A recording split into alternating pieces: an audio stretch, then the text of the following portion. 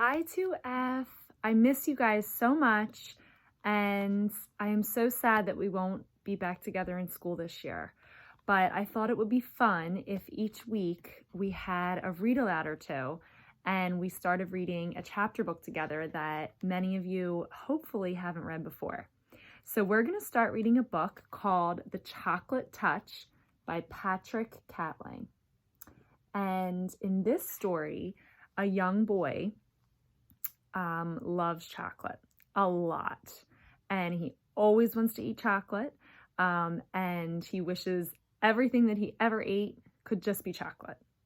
So we're gonna see what happens to this little boy if he keeps eating all of this chocolate. So I want you to think as we go to make some connections to Patrick and think about, has there ever been something you loved so much that you just wish you could have it all the time, or that you just wish you had so much of that thing? And see if you can make some connections to how Patrick is feeling. I'm also going to stop as we read this book and try and help us use some word strategies to figure out the meanings of some words that we might not know as we read. So we're going to start today with Chapter 1, The Chocolate Touch by Patrick Catling.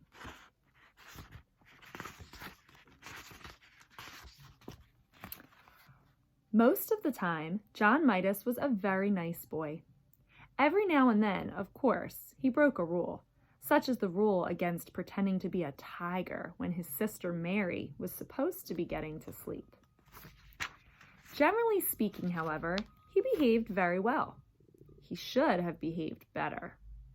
I wonder what that means. That sounds like maybe he did something he shouldn't do. He lived in a comfortable house surrounded by a green lawn and wide-spreading shade trees that were suitable for climbing. His mother was gentle as well as practical. His father, when he didn't have to hurry to town, spent hours telling John interesting things about baseball, beetles, birds' nests, boats, brigands, and butterflies. There was a lot of alliteration there, a lot of B sounds. B-b. John went to school and liked it. His teacher, Miss Plimsoll, was fairly easy to get along with, as long as he did careful work. He had received a new, shiny golden trumpet and music lessons as a going-to-school present. Mrs. Quaver, the music teacher, had soon agreed to let him play small parts, a few notes at a time, with the school orchestra. So it seems so far like John Midas has a pretty nice little life. Finally, there was Susan Buttercup, who was in his class. Susan had soft yellow curls, round pink cheeks, blue eyes, and one of the best collections of marbles in the neighborhood. John should have been completely well behaved, but he wasn't. He had one bad fault. He was a pig about candy. Boiled candy, cotton candy, licorice all sorts, old-fashioned toffee, candied orange and lemon slices, Cracker Jack, jelly beans, fudge, lozenges for ticklish throats, nougat, acid drops, peppermint sticks, lollipops, marshmallows, and above all, chocolates. He devoured them all. While other boys and girls spent their money on model airplanes, magazines, skipping ropes, and pet lizards, John studied the candy counters. All his money went on candy, and all his candy went to himself. He never shared it. John Midas was candy mad. At lunch one Saturday, Mrs. Midas noticed a couple of little red spots on the end of John's nose. "Look," she said to Mr. Midas, "John has spots." Mr. Midas leaned forward to look at them. He gravely shook his head and clicked his tongue. John tried to look too, but it is very difficult to see the end of your own nose without a mirror, unless you happen to be an elephant with a long nose that you can bend double. When John tried to look at the end of his nose, first with one eye, and then with the other, and then with both together, all that he could see was a pink blur. Besides, trying to look at something so close made his eyes ache. You guys think you can try and look at the end of your nose? I see what John sees. I see a lot of little spots. "I can't see any spots, Mother," John said. "Well, I can," Mr. Midas said. "Just because you don't see a thing doesn't always mean it isn't there. Try feeling the end of your nose with your finger." John rubbed his finger over the tip of his nose. It felt a bit rough. It may be measles, Mrs. Midas said anxiously. She placed her hand on John's forehead to feel whether he was warmer than usual. But I don't think he has a temperature, she decided. I suspect John has been eating too much candy again, Mr. Midas said. Have you been eating candy this morning, John? Some, John admitted. What? Mr. Midas asked. Well, John replied. Well, I had a few cream delights. Susan gave them to me. Anything else? Mr. Midas asked. A little toffee crunch, John said. And what else? Mr. Midas asked, beginning to look cross. So think about what you think cross might mean. If he keeps asking his son questions and his son keeps telling him he ate more and more candy, what do you think cross might mean? Pretty angry, right? John's ears grew red. He knew he wasn't supposed to eat candy before meals. Hardly anything else, he said. John, Mr. Midas said, and his son recognized the tone. It meant that John had to tell everything. It turned out that John had been around to see most of his friends and had managed to get candy from nearly all of them. The list he recited was a long one.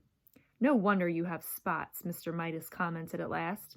I think we'd better take John to see Dr. Cranium, he said to Mrs. Midas. Dr. Cranium was a tall, thin man with a bald head and a gray mustache. He looked through his glasses at John and said, He eats a lot of candy, Mr. Midas said. He hasn't been eating his meals properly, Mrs. Midas said. That's just what I thought, Dr. Cranium said. I can tell by looking at him that he eats much too much candy. The doctor shone a little electric light into John's right ear. Then he shone it into John's left ear. Then he shone it in John's nose. He told John to open wide and say, ah. Then he shone the light into John's mouth. Much too much candy. Gracious me, he seems to be full of candy. He told John to sit down and relax. Then he picked up a small rubber-headed hammer and gave John a light tap on the right knee, just below the joint. John's foot gave a weak kick. John giggled. It's nothing to laugh about, Mr. Midas said.